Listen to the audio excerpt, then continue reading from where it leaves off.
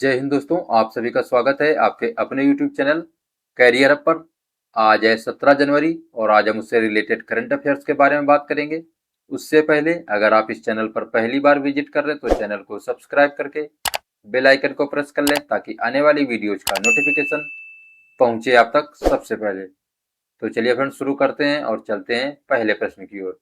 पहला प्रश्न दिया हुआ है, मानव portable anti tank guided missile हथियार प्रणाली किस संगठन द्वारा विकसित की गई है?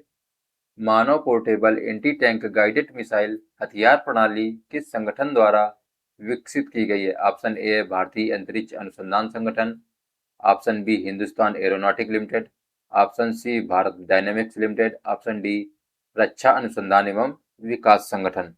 तो फ्रेंड्स ऑप्शन नंबर डी से हो जाएगा। मानव portable anti tank guided missile हथियार प्रणाली को रक्षा अनुसंधान एवं विकास संगठन द्वारा विकसित किया गया है। ऑप्शन डी से हो जाएगा। चलते हैं अगले प्रश्न की ओर। अगला प्रश्न है, भारतीय सीमा शुल्क इलेक्ट्रिक गेटवे किस संगठन का राष्ट्रीय इलेक्ट्रॉनिक पोर्टल है? भारतीय सीमा शुल्क इलेक्ट्रिक गेटवे किस संगठन का राष्ट्रीय इलेक्ट्रॉनिक पोर्टल है? ऑप्शन ए है विदेश व्यापार महानिदेशालय, ऑप्शन बी है केंद्रीय अप्रत्यक्ष कर एवं सीमा शुल्क बोर्ड, ऑप्शन सी है भारतीय रिजर्व बैंक, ऑप्शन डी है वाणिज्य एवं उद्योग मंत्रालय। तो फ्रेंड्स ऑप्शन नंबर बी से हो जाएगा। भारतीय सीमा शुल्क इलेक्ट्रिक गेटवे केंद्रीय अप्रत्यक्ष कर एवं सीमा शुल्क बोर्ड का राष्ट्रीय इलेक्ट्रॉनिक पोर्टल है। ऑप्शन बी से हो जाएगा। चलते हैं अगले प्रश्न की ओर।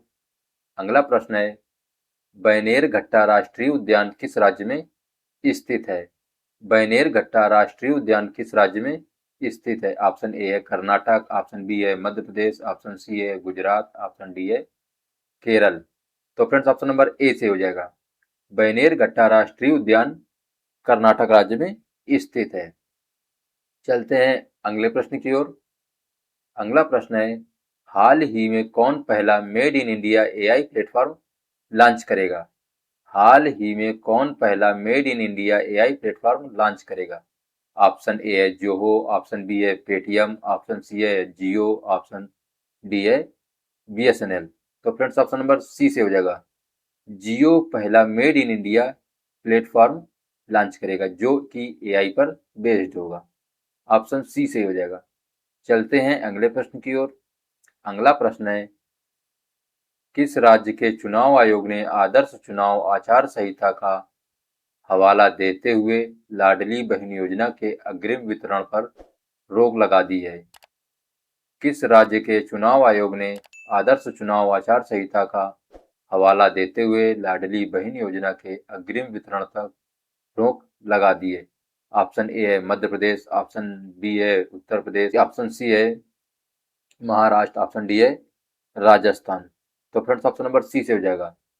महाराष्ट्र राज्य सरकार ने आदर्श चुनाव आचार संहिता का हवाला देते हुए लाडली बहन योजना के अग्रिम वितरण पर रोक लगा दी है। ऑप्शन सी से हो जाएगा। चलते हैं अगले प्रश्न की ओर। अगला प्रश्न है, भारतीय पासपोर्ट धारकों के लिए वीजा मुक्त पारगमन की सुविधा देने की घोषणा हाल ही में किस यूरोपीय देश ने की है? भारतीय पासपोर्ट धारकों के लिए वीजा मुक्त पारगमन की सुविधा देने की घोषणा हाल ही में किस यूरोपीय देश ने की है? ऑप्शन ए है फ्रांस, ऑप्शन बी है जर्मनी, ऑप्शन सी है इटली, ऑप्शन डी है स्पेन। तो फ्रेंड्स ऑप्शन नंबर बी से हो जाएगा।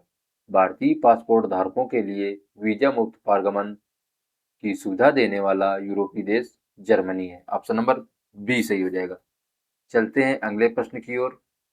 अगला प्रश्न है, हाल ही में दिल्ली विश्वविद्यालय में नशा मुक्त परिसर अभियान का उद्घाटन किसने किया है? हाल ही में दिल्ली विश्वविद्यालय में नशा मुक्त परिसर अभियान का उद्घाटन किसने किया है? ऑप्शन ए है सीपी राधाकृष्णन, ऑप्शन बी है जगदीप धनखड़, ऑप्शन सी है अश्विनी वैष्णव, ऑप्शन डी है पीयूष गोयल। तो फ्रेंड्स ऑप्शन नंबर ए से हो जाएगा। दिल्ली विश्वविद्यालय में नशा मुक्त परिसर अभियान का उद्घाटन सीपी राधाकृष्णन ने किया है। ऑप्शन ए से हो जाएगा। चलते हैं अगले प्रश्न की ओर। अगला प्रश्न है, किस राज्य में निपा वायरस के संदिग्ध मामले सामने आने के बाद केंद्र द्वारा राष्ट्रीय संयुक्त प्रकोप राहत दल तैनात किया गया है? किस राज्य में निपा वायरस के संदिग्ध मामले सामने आने के बाद केंद्र द्वारा राष्ट्रीय संयुक्त प्रकोप दल तैनात किया गया है? ऑप्शन ए है केरल, ऑप्शन बी है पश्चिम बंगाल, ऑप्शन सी है उड़ीसा, ऑप्शन डी है असम। तो फ्रेंड्स ऑप्शन नंबर बी से हो जाएगा। निपा वायरस के संदिग्ध मामले आने के बाद राष्ट्रीय संयुक्त प्रकोप दल पश्चिम बंगाल ने तैनात किया है। ऑप्शन बी से हो जाएगा। चलते हैं अगले प्रश्न की ओर। अगला प्रश्न है, पैक्स सिलिका जो हाल ही में चर्चा में रहा, किन क्षेत्रों में सहयोग के लिए अमेरिका के नेतृत्व वाला एक रणनीतिक गठबंधन है? पैक्स सिलिका जो हाल ही में चर्चा में रहा, किन क्षेत्रों में सहयोग के लिए अमेरिका के नेतृत्व वाला एक रणनीतिक गठबंधन है? ऑप्शन ए रक्षा और अंतरिक्ष, ऑप्शन बी है सेमीकंडक्टर, महत्वपूर्ण खनिज और एआई, ऑप्शन सी है समुद्री व्यापार और सुरक्षा, ऑप्शन डी है जलवायु परिवर्तन और हरित ऊर्जा। तो फ्रेंड्स ऑप्शन नंबर बी से हो जाएगा। पैक्स सिलिका जो चर्चा में रहा है वह अमेरिका के नेतृत्व वाली एक रणनीतिक गठबंधन है जो कि सेमीकंडक्टर और महत्वपूर्ण खनिज एआई पर बेस्ड है। ऑप्शन बी से हो जाएगा। चलते हैं अगले प्रश्न की ओर। अगला प्रश्न है, हाल ही में किस देश की महिला क्रिकेटर एलिसा हीली ने अंतर्राष्ट्रीय क्रिकेट के सभी प्रारूपों से संन्यास की घोषणा की है? हाल ही में किस देश की महिला क्रिकेटर एलिसा हीली ने अंतर्राष्ट्रीय क्रिकेट के सभी प्रारूपों से संन्यास की घोषणा की है? ऑप्शन ए है न्यूजीलैंड, ऑप्शन बी है ऑस्ट्रेलिया, ऑप्शन सी है भारत, ऑप्शन डी है West Indies. Friends option number B से हो जाएगा। ऑप्शन नंबर बी से हो जाएगा।